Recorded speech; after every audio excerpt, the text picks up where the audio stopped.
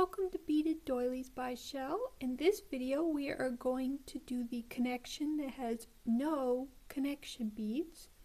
As I show here, we're just going to go from doily to the next doily to the next doily.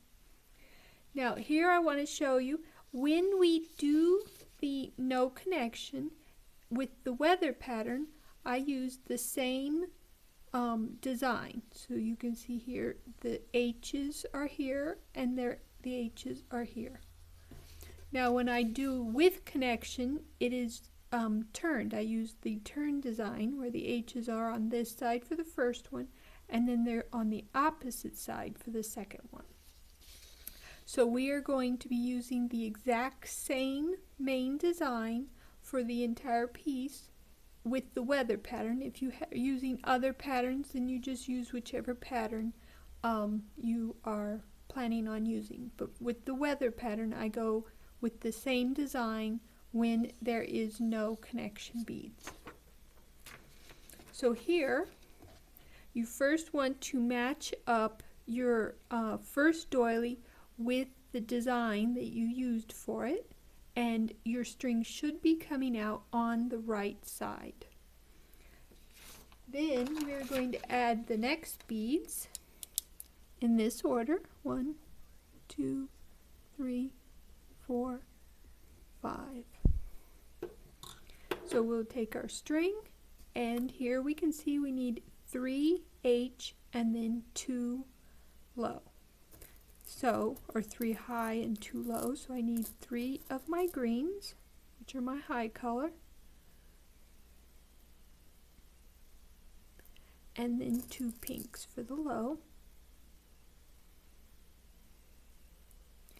Then your string is coming out on the right, so you're going to enter that bead on the left side and have it come out on the right side.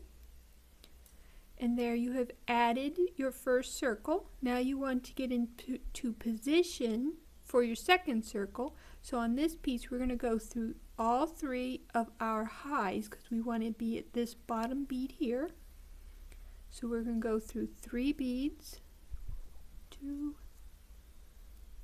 and 3. And now our string should be coming out at the bottom of the circle that we just added.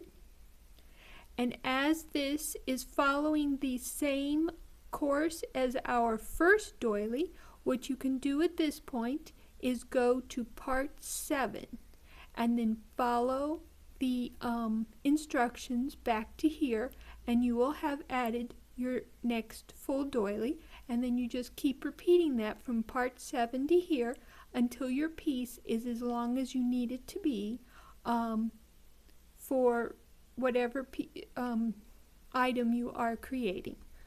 So I hope that you will enjoy making this, and once you have reached the length you need, then you will move on to, at this point, I don't know which video, but I will put it in the description for ending your row if you want to add a clasp or something like that. I hope to see you there. Happy beading.